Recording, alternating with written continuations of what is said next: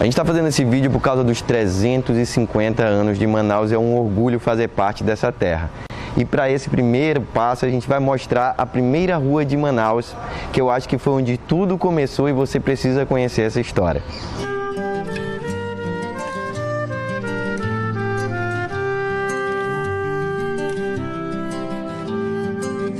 Manaus surgiu no século 17, em 24 de outubro de 1669. A partir de uma construção militar, o Forte de São José da Barra do Rio Negro, que era uma fortaleza de pedra e barro com 4 canhões. Esse forte foi construído para manter o domínio português nessa região, que estava sendo ameaçado por holandeses que vinham da região onde hoje é o Suriname. Na época dos colonos portugueses, as casas eram feitas de taipa. E uma das poucas casas e famosas são a Casa 77 e a Casa 69, que estão aqui atrás, que eram feitas de madeira e de barro. Esse tipo de construção de casas de taipas foram construídas até mais ou menos o início da Era da Borracha, quando aqui esteve um boom econômico e as casas começaram a ser construídas com outros tipos de materiais. Nascia assim o futuro da cidade de Manaus, que com o passar do tempo aumentou de tamanho e mudou de nome, chegando ao formato de cidade em 1848. Muito tempo depois, no século XIX, com a recém-criada República Federativa do Brasil em 15 de novembro de 1889, a borracha extraída das seringueiras se tornou a matéria-prima das indústrias mundiais. O Amazonas, como um dos seus principais produtores, orientou toda a sua economia para atender a essa demanda. Estamos aqui agora na frente do Teatro Amazonas. Ele representa o grande boom que a borracha trouxe para o município. Foi também uma época onde se queria esquecer as construções de pau e palha que remetiam ao período colonial indígena. Além disso, o Teatro Amazonas era usado para entreter a elite econômica do município. Com esse desenvolvimento econômico, tivemos também o desenvolvimento urbanístico, como o primeiro telefone do Brasil, energia elétrica, o bonde elétrico e a famosa UA, que hoje é a gloriosa Universidade Federal do Amazonas, UFAM. Mas quando ainda vivia a euforia dos preços altos da borracha, a cidade foi surpreendida a partir do ano de 1910 pela forte concorrência da borracha vinda de seringais da Ásia, que invadiram todo o mercado internacional.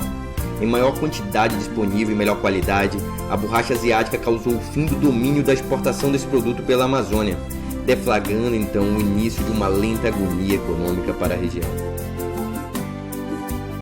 Nos anos 1950, surge um projeto idealizado pelo deputado federal amazonense Francisco Pereira da Silva, o Pereirinha, com o nome de Porto Franco de Manaus.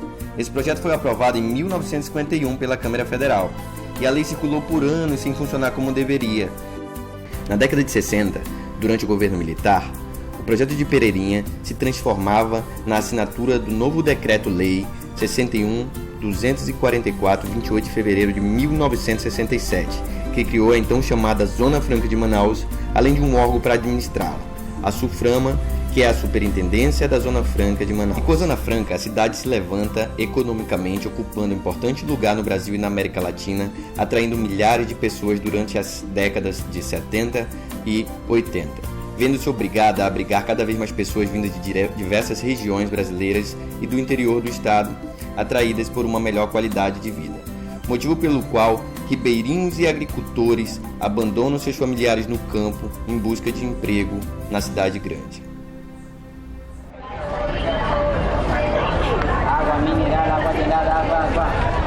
Estamos aqui na Avenida 7 de Setembro com o Eduardo Ribeiro. Na esquina é um símbolo do comércio de Manaus, quando esses prédios começam a tomar forma da Manaus atual, e nós assim entramos na nova fase, a terceira grande era econômica do município.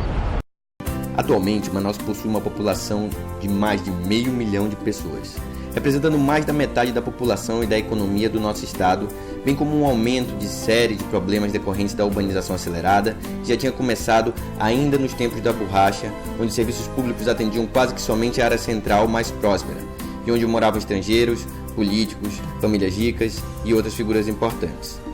Ainda assim, Manaus ainda é aquela metrópole que passa por grandes crescimentos urbanísticos e econômicos. Devemos buscar novas alternativas para complementar o modelo Zona Franca de Manaus, e assim como nossos ancestrais ajudaram a gente no passado a construir e a melhorar essa cidade, nós podemos fazer a diferença e a nossa parte do nosso jeito. Gerar emprego e renda, cobrar nossos políticos, desenvolver a agricultura que há muito tempo trouxe a primeira e a segunda grande era desse estado, trazer a quarta revolução tecnológica e o empreendedorismo. E assim, cobrar as mudanças de atitudes que mantenham problemas persistentes desde a Manaus colônia até a Manaus atual. Porto de lenha, tu nunca serás Liverpool. Com a cara sardenta e olhos azuis.